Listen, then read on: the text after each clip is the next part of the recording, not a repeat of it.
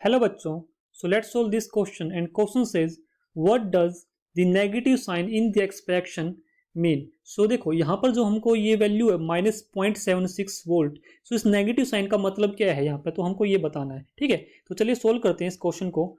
सो जो ये क्वेश्चन है हमारा बेसिकली किसका क्वेश्चन है, ये इलेक्ट्रोकेमिस्ट्री का क्वेश्चन है। सो की कॉन्सेप्ट इस क्वेश्चन में क्या रहेगा, की कॉन्सेप्ट रहेगा इस क्वेश्चन में इलेक्ट्रोड पोटेंशियल, इलेक्ट्रोड पोटेंशियल।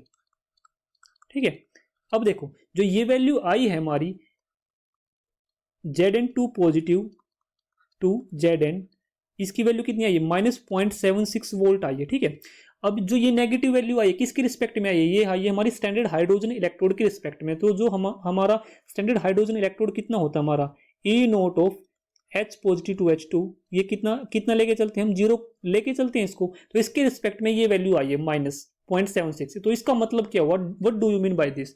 सो इसका मतलब बेसिकली सीधा सा मतलब ये हुआ इसका कि जो हमारा जिंक है वो क्या है, हाइड्रोजन से ज्यादा रिएक्टिव है। तो यहां से मैं लिख सकता हूं इंपॉर्टेंट पॉइंट कि it means that zinc is more reactive, zinc is more reactive than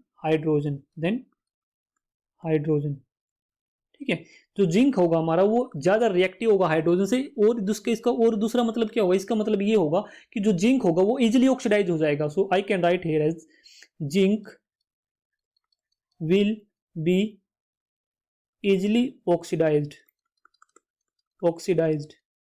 and it will reduce H positive, right? So it will reduce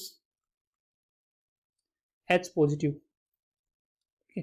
तो H पॉजिटिव आयन, जो H पॉजिटिव आयन किस में होंगे, हमारे hydrogen electrode में होंगे।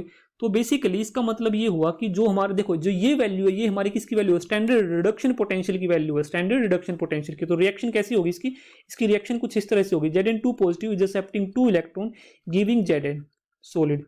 ठीक है, इसकी जो वैल्यू है स्टैंडर्ड रिडक्शन पोटेंशियल की, ये वैल्यू इतनी है -0.76 वोल्ट। ठीक है, तो इसका मतलब ये हुआ कि जो जिंक होगा वो इलेक्ट्रॉन लेने के लिए, उसकी जो इलेक्ट्रॉन लेने की कैपेसिटी है, मतलब टेंडेंसी है, वो इतनी नहीं होगी, क्योंकि यहाँ पे वैल्यू नेगेटिव में दिखा रखी है। वर्ड्स में बोल सकता हूँ कि जो हमारा जिंक होगा वो क्या होगा, zinc is more reactive than hydrogen.